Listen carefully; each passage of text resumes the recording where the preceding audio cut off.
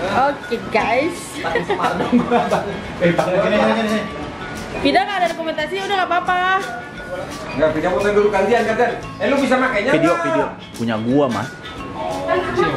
Ayo. YouTuber. Kita di sini jalan-jalan, Deng.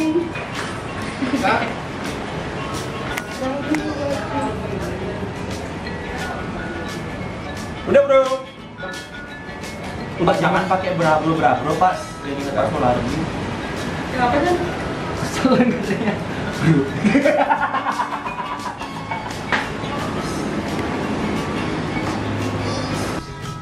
Dan temanya nggak menjual. Kan lagi beres-beres. Temanya nggak menjual.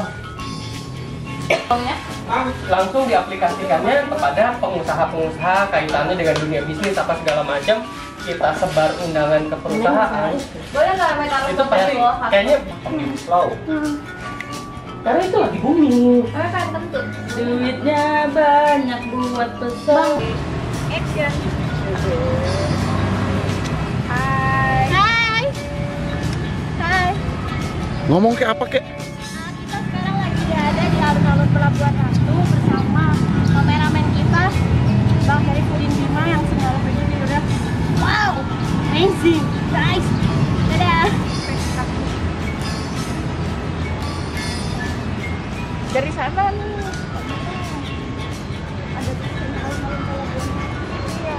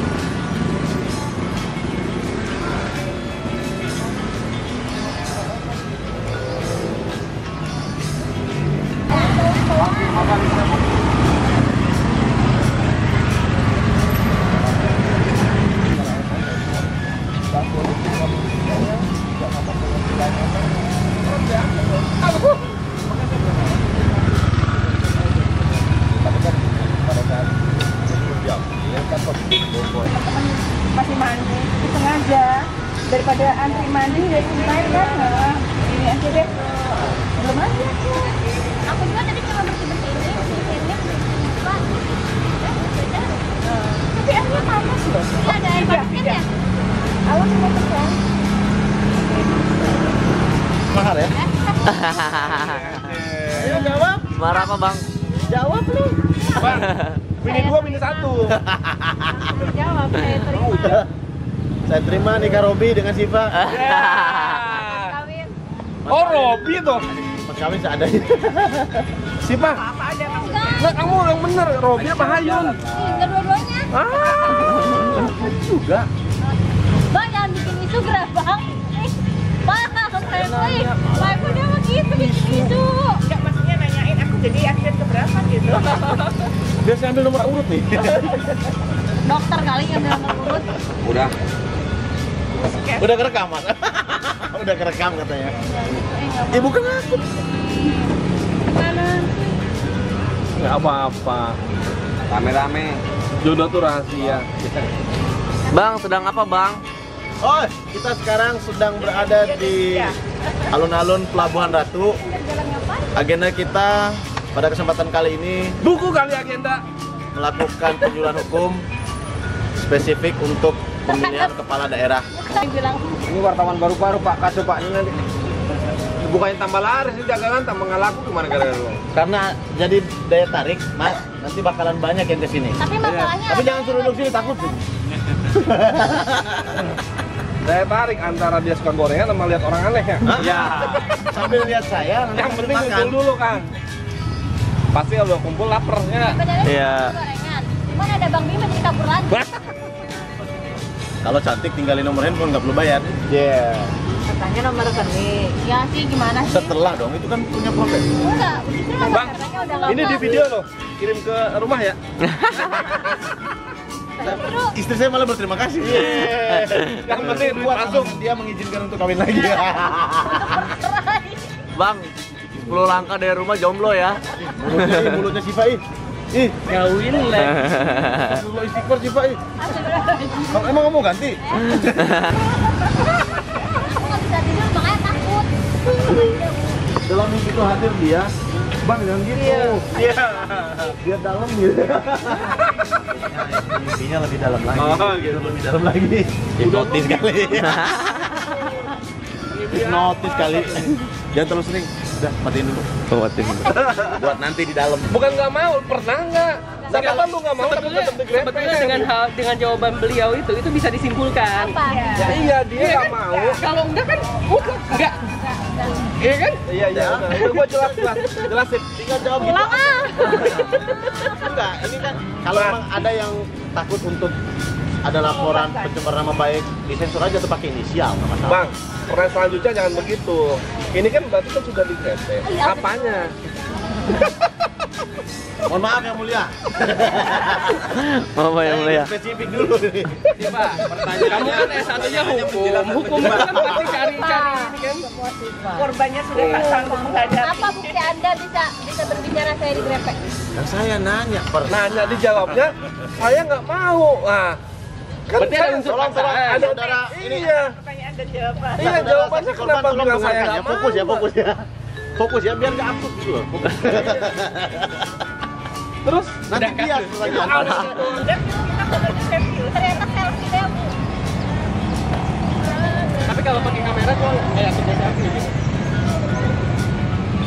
Jadi kalau ada kameranya dipegang dulu. Udah bro, jangan kebanyakan yang ini, coba lihat.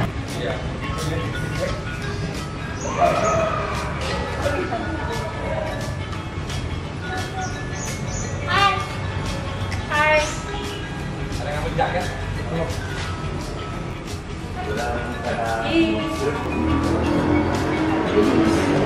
Iya, Alba gila banget nih. Cantik banget kamu di sini. Gila.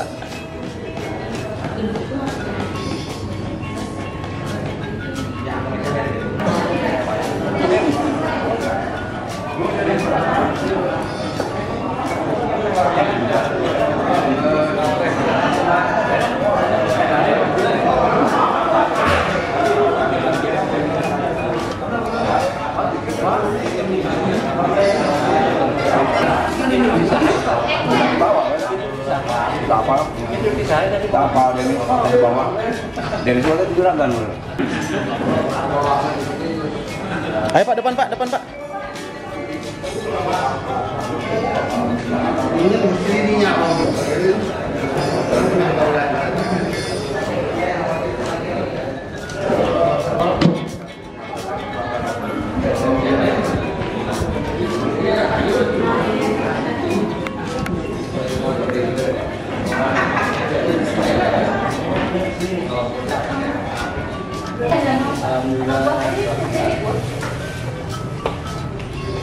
Di kursi yang hitam dulu Pak ya.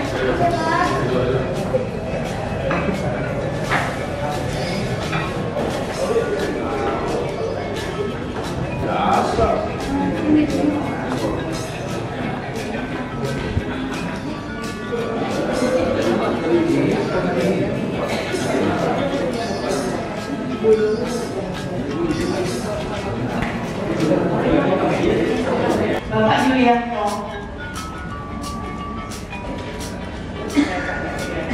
Sebagai materi, Bapak Ibu seluruh peserta pembukaan yang kami hormati, dan rekan-rekan mahasiswa selaku panitia penyelenggara yang saya banggakan, Sisoma dan yang terakhir penerapan penutupan. Bapak Ibu yang kami hormati, mengawali acara ini, marilah kita menyanyikan lagu kebangsaan Indonesia.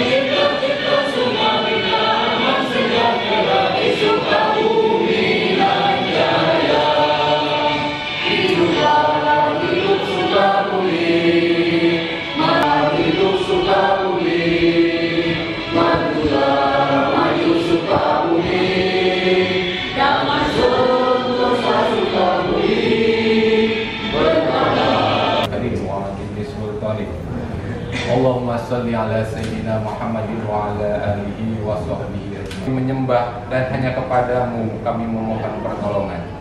Ya Rabbana, hari ini kami menyelenggarakan kegiatan penyuluhan hukum, berdiskusi.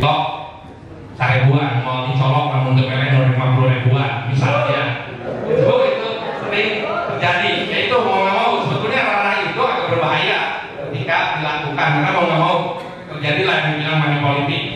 Belum lagi mohon maaf, ada kadang-kadang ada kampanye mengutamakan lawannya atau kampanye Islam, kemudian ada ujaran kebencian. Bahkan yang sering terjadi misalnya adalah ketika maaf ya, seorang pegawai atau ASN tidak menjaga netralitasnya ketika terjadi pemilihan kepala daerah atau pemilu secara umum. Itu yang harus disadari. Kemudian masalah lain adalah ketika misalnya warga negara belum terdaftar dalam daftar pemilih yang sifatnya sementara atau tetap, tentunya nanti ada solusi yang akan diberikan oleh KPU. Misalnya kalau pemilu yang lalu tidak terdaftar, yang penting ada KTP, boleh daftar di tempat di mana dia sementara berdomisili. Cuma ada pembatasan, misalnya hanya memilih wakil di mana di daerah dia berdomisili, tapi tidak memilih yang lain. Misalnya itu. Kemudian yang Bapak, terutama ini Bapak RW kader, yang harus dilakukan menjelang pemilu adalah tentunya itu ketika terjadi perpindahan warganya yang harus tercatat. Karena kalau sudah bicara hak, biasanya hak itu orang suka ribut. Hak nih hak, kita punya hak untuk melakukan pemilihan umum, hak untuk memilih. Mau tidak mau bicara hak itu harus dipenuhi. Kalau tidak terdaftar, tentunya ada mekanisme yang dapat dilakukan. Pasti nanti ada pertanyaan, Pak saya nggak terdaftar, Pak saya kebetulan kemarin masih belum memilih, terus secara usia saya masuk usia dewasa, dapat KTP, sudah kira-kira sudah punya hak untuk menjadi pemilih. Bagaimana bisa nanti didapatkan mekanismenya biasanya. Kemudian terkait hak Bapak Ibu juga, hati-hati juga, karena ada beberapa hal yang misalnya terkait undang-undang pemilihan kepala daerah dan undang-undang terkait lain. Jangan sampai nanti Bapak atau Ibu justru malah menghilangkan hak orang untuk menyalurkan suaranya atau hak pilihnya, karena ada ancaman pidana terkait misalnya mengganggu atau menghilangkan hak orang untuk memilih. Itu bisa, ya istilahnya bisa urusan dengan penegak hukum. Mungkin sementara dari saya barangkali itu masih Pak, nanti biar ini ditambahkan oleh Bang Yuli dan Bang Firman yang lebih menguasai. Terima kasih. Sementara aja ya Bapak Ibu. Terima kasih. Terima kasih narasumber pertama Bapak Raja Cetinsani. Baik, saya beri tepuk tangan terlebih dahulu kepada Bapak. Kita lanjutkan kepada narasumber kedua kita, Bapak Yulianto, dengan judul Resiko Money Politik dan Upaya Pencegahannya. Kepadanya kami persilakan. Terima kasih atas kesempatannya Mbak Sita, Mbak Siva. Yang berarti dari Fakultas Hukum, program pasca sarjana Papua sumber pertama tadi Pak Isep, dan juga semuanya Bapak Ibu sekalian yang saya hormati dan saya banggakan. Selamat pagi dan salam sejahtera untuk kita semua. Assalamualaikum warahmatullahi wabarakatuh. Sampurasun. Ya, alhamdulillah wa syukurillah. Saya melanjutkan apa yang tadi disampaikan oleh narasumber pertama Pak Isep, yang tadi sudah menyampaikan kaitannya dengan beberapa hal secara praksis. Ada pemahaman mengenai bagaimana keterlibatan warga negara dalam proses pemilihan di suatu daerah. Kebetulan tadi juga sambutan dari Pak Camat, saya kira hal yang menggembirakan selama ini di Kabupaten Sukabumi, proses pemilihan pemilu selalu berjalan aman, lancar, dan damai. Plus untuk teman-teman. Tapi saya tidak mendengar bahwa selain aman, lancar, dan damai, pemilunya juga berjalan demokratis. Tadi saya belum dengarkan. Nah, Nah, apakah kemudian akan ke sana atau tidak? Nanti coba kita lihat bersama-sama Bapak Ibu sekalian. Dan sekarang proses pemilihan di Kabupaten Sukabumi juga sedang proses pendaftaran pasangan calon perseorangan sejak dibuka tanggal 19 kemarin sampai di tanggal 23 besok. Dan alhamdulillah sampai hari ini belum ada pasangan yang mendaftar. Jadi kalau Bapak Ibu sekalian masih mau mendaftar, masih ada kesempatan. Kalau nggak daftar sebagai pasangan calon, ya punya pasangan sendiri kan. Itu yang penting. Selain itu juga sedang proses pembentukan dari penyelenggara di tingkat kelurahan dan desa. Dari jajaran KPU sedang rekrutmen panitia pemungutan suara. Dari jajaran pengawas juga sedang proses pembentukan pengawas kelurahan desa, tingkat desa. Lalu berikutnya tahapan yang juga berjalan bersamaan di Kabupaten Sukabumi untuk pemilihan kepala daerah ini adalah proses pemutakhiran daftar pemilih. Sejauh ini baru proses DP4 yang diberikan, kemudian nanti akan dimutakhirkan yang tadi sudah disampaikan oleh Pak Isa. Dan hampir seluruh proses pemutakhiran daftar pemilih ini melibatkan aparat setempat, pejabat setempat pada tingkatan sampai yang paling bawah, RT, RW. Nah, yang kebetulan hari ini banyak hadir. Jadi bapak-bapak sekalian, nanti dalam proses pemutakhiran daftar pemilih tolong warganya itu didaftar, baik yang ada di tempat tinggal tersebut maupun bertempat tinggal di luar, sepanjang KTP-nya teradministrasikan di wilayah Bapak Ibu sekalian. Jadi bukan domisili ya, tapi administrasi itu basisnya. Termasuk yang sedang merantau, baik keluar kabupaten, keluar pulau maupun keluar negeri. Kalau yang keluar dunia didoakan saja.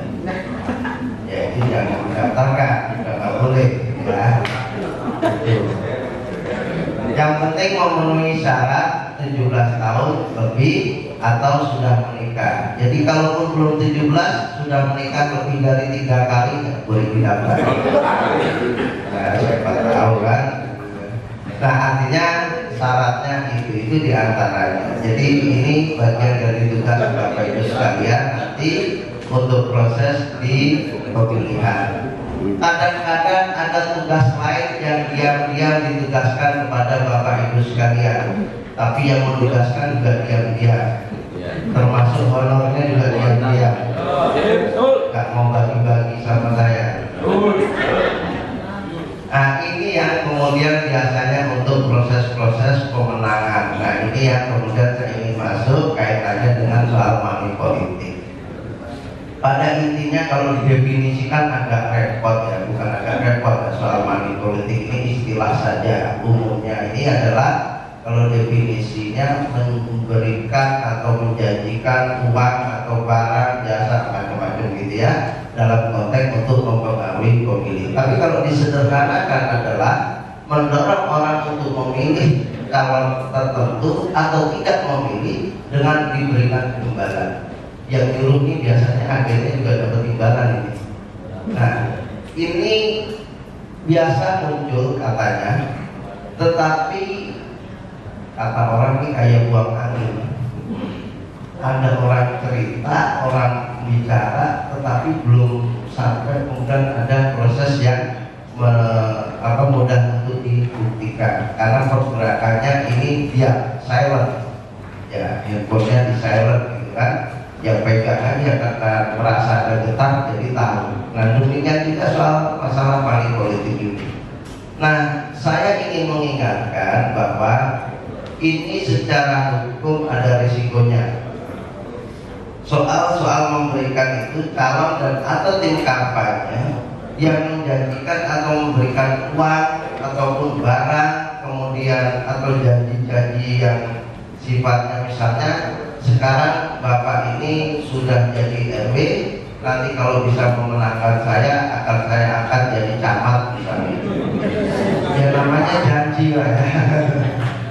Nah, kalau kemudian itu keluar dan bisa dilakukan dibuktikan, ini bisa berisiko secara hukum, bisa ini artinya tindakan yang tidak boleh, ini yang dilarang. Tetapi kalau janjinya itu, kalau nanti Bapak pilih saya, pilih kandidat saya, paslon jagoan saya, kemudian nanti saya terpilih, maka nanti saya akan membangun Kabupaten Sukabumi. Kalau itu tidak apa-apa, karena ini kaitannya dengan visi-visi program ya, dari pasangan calon, itu boleh. Kalau yang tadi menjanjikan imbalan langsung transaksional, ini nggak boleh. Ini terjadi misalnya di dalam pemilu kemarin juga terbukti. Kalau kemudian ini sampai kemudian dilakukan dan dilaporkan terus kemudian terbukti, maka ini ada risiko-risikonya baik bagi calon maupun bagi pihak yang menerima.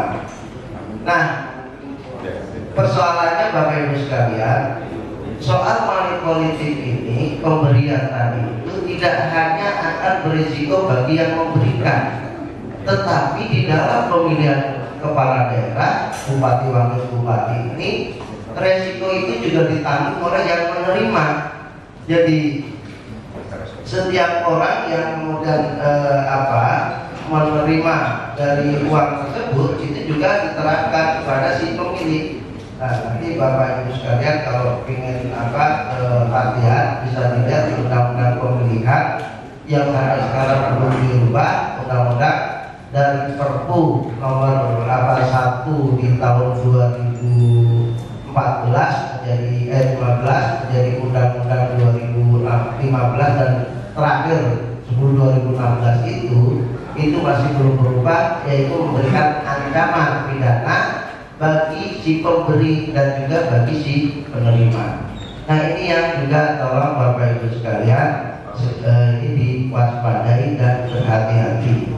Khawatir saya kalau kemudian terproses seperti itu nanti akan berisiko minimal Bapak Ibu sekalian akan membuang energi untuk aktivitas yang produktif menjadi bolak-balik harus diperiksa oleh aparat keamanan. Nah, ini yang sekarang sedang terjadi.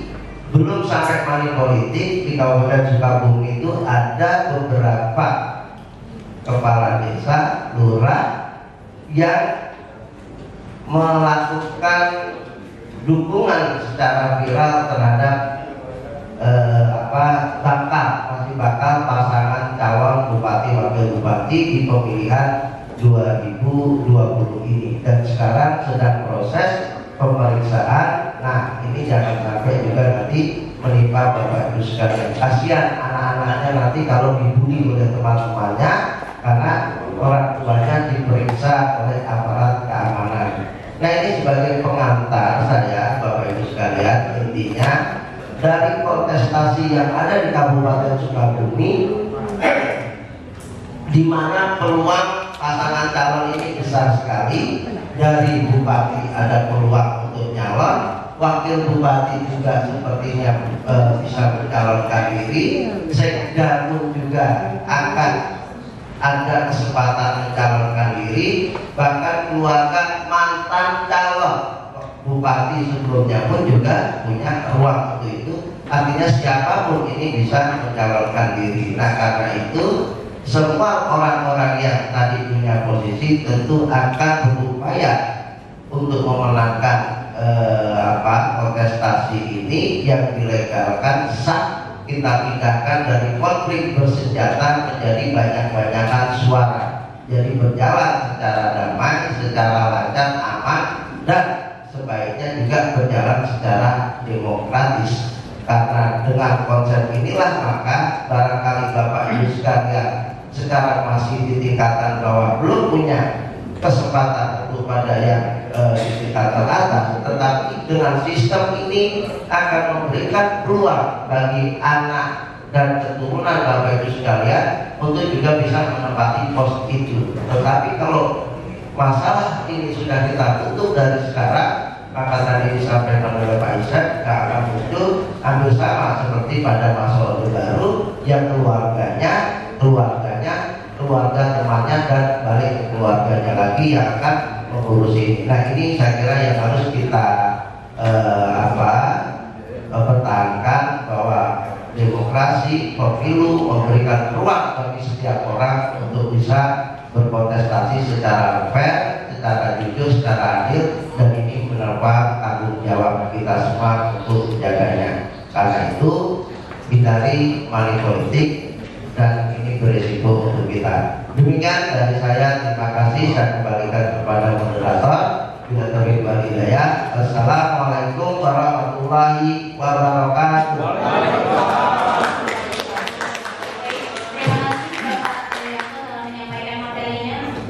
Sebelum kita tanya jawab, ada sesi narasumber ketiga kita. Bagi Bapak Ibu yang ingin bertanya kepada pembicara satu atau pembicara kedua, silahkan dicatat terlebih dahulu.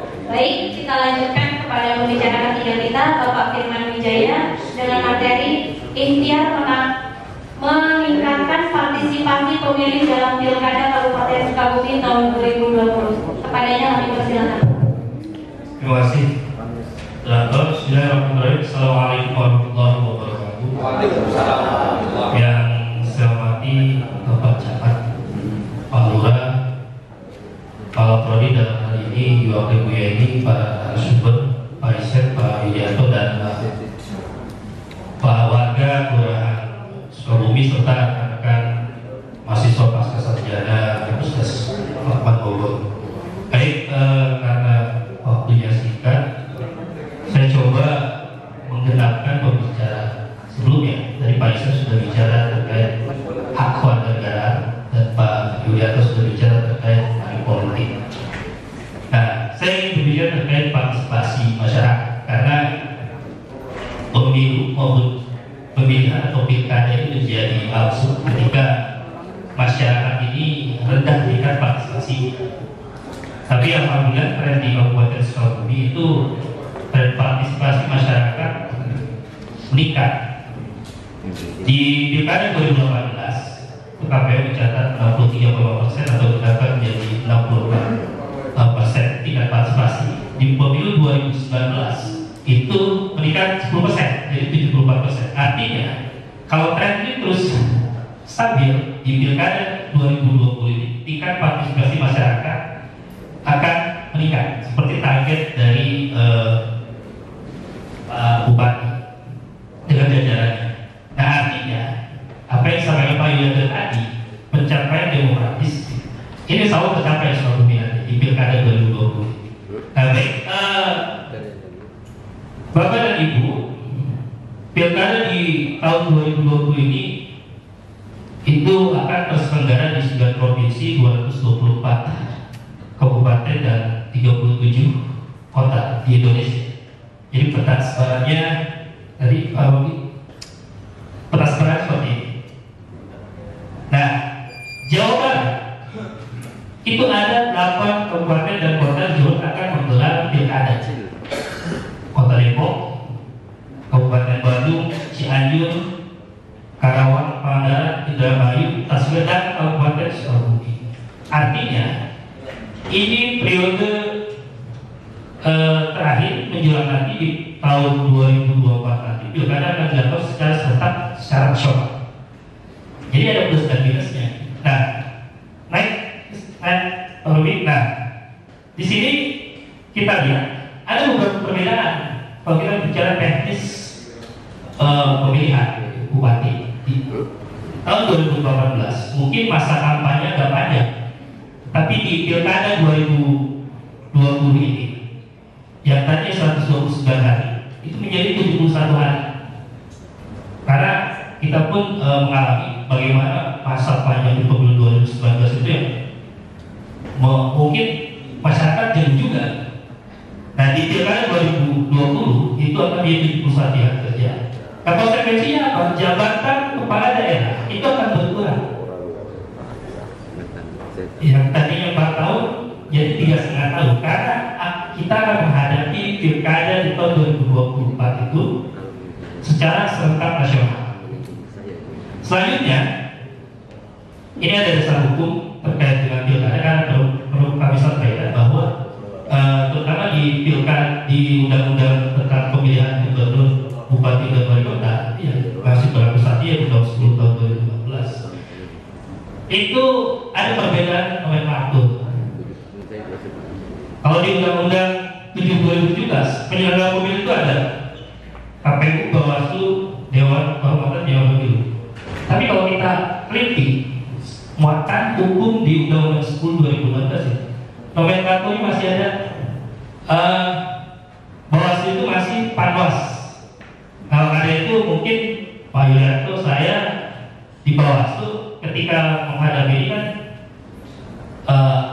di bawah, terutama kami di kabupaten itu agak bingung, walaupun tidak menyelenggarakan pemilu. Nah, yang paling bingung yang menyelenggarakan pemilu karena terkait dengan NPHD, dengan biaya pilkada, karena ada persoalan hukum di sini. Nah, maka dari itu ada putusan MK tahun 2019 itu yang menyatakan bahwa nomenklatur itu merujuk kepada Bawaslu. Jadi alhamdulillah rekan-rekan kami di Bawaslu yang sedang menyelenggarakan pilkada di 8 kabupaten kota itu sudah mendapatkan persetujuan penandatanganan NPHD. Nah, selain dasar hukum undang-undang, ada nanti secara teknis itu ada PKPU, ada Perbawaslu, turunan dari Undang-Undang 10 2016. Nah, pertanyaan, urgensi pilkada ini apa? Kenapa sih kita harus pilkada? Bahkan kalau kita menyebut pilkada tahun 2018 lalu, ada salah satu kota di Indonesia, di Makassar itu, pilkada itu hanya ada satu paslon. Jadi dia melawan maka kosong. Tapi persoalannya dia kalah maka kosong juga. Berarti secara psikologis ini ada kejenuhan dari masyarakat terhadap dinamika politik yang ada di negeri kita. Sebentar-bentar pemilu, bahkan di kabupaten ada pilkades, kalau di luar tidak ada pilkades. Jadi artinya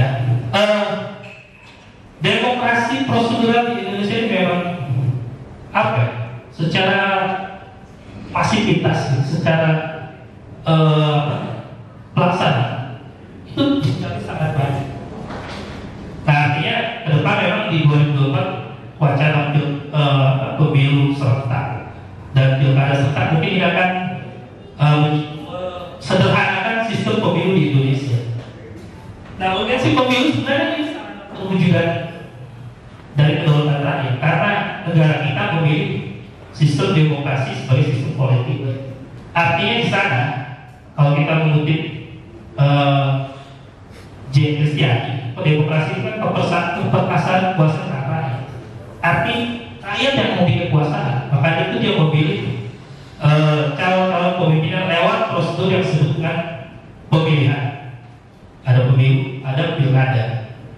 Nah, jadi urgensi pertama yaitu sarana pengujian kedaulatan rakyat. Yang kedua, sarana partisipasi rakyat dalam proses politik. Yang ketiga, sarana bagi pemimpin politik untuk memperoleh legitimasi.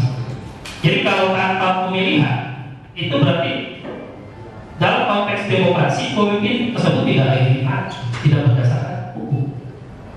Yang ketiga, ini sarana untuk melakukan penggantian pemimpin secara konstitusional. Jadi demokrasi ini bergerak sifatnya soft, tidak seperti misalkan polusi. Selanjutnya, saya ingin sedikit berbicara terkait dengan konteks pilkada di Kabupaten Sukabumi. Jadi Kabupaten Sukabumi betul bahwa ini salah satu kabupaten yang jumlah DPRD itu terbesar setelah Kabupaten Bogor. Ada sebutkan ada 47 kabupaten, 47 kecamatan. Kalau di Kabupaten Bogor 40 kecamatan. Nah, jumlah pemilih ini merujuk ke data Pilek 2019 itu ada 1,8 juta jiwa.